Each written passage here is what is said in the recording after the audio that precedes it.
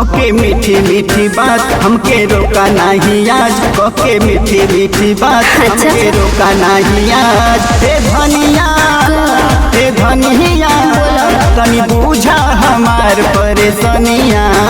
सुना सुना ए राजा जी घर लागी, तू ना रहबो तो हमरा बड़ी डर लागी। सुना सुना ए राजा जी घर लागी, तू ना रहबो तो हमरा बड़ी डर लागी। हे धनिया तनी बूझा हमार परेशानिया। सुना सुना ए राजा जी घर लागी, तू ना रहबो तो हमरा बड़ी डर लागी।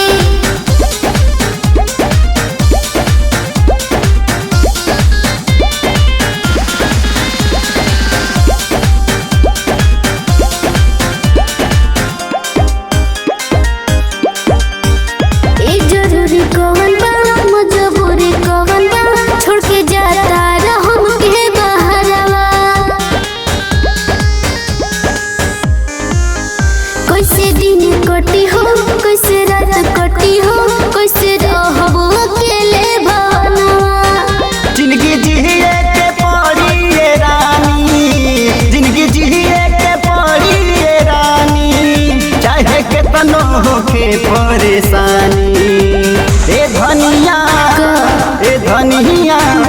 तनी बूझा हमार परेशानिया।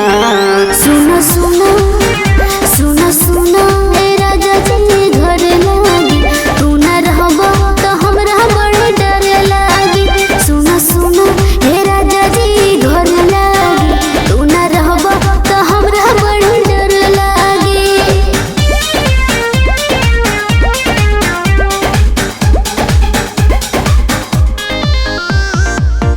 रउआ संगे रहतिन सुख दुख सहतिन, इहे बाटे हमारे आरामनवा। देखो परताव के देख राकेश के, कैसे खुश बड़ी अपने आंगनवा। अनिल कहेले सुना ये रानी, अनिल कहेले सुना ये रानी, संगे कहल जाई अब किसानी। ए धनिया तनी बूझा हमार परेशानिया। सुना सुना